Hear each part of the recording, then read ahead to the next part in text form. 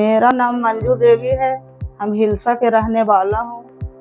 हमको बहुत दिनों से पैर में दोनों घुटना में दर्द था। मैं दिखाते दिखाते बहुत थक गए थे। तो आशीष सर के बारे में पता चला। मेरा बड़ा वाला भैया थे, वो बताए कि हमको बगल से करवा के गए हैं। बोले कि बहुत अच्छा थे आशीष सर, चल के दिखा लो।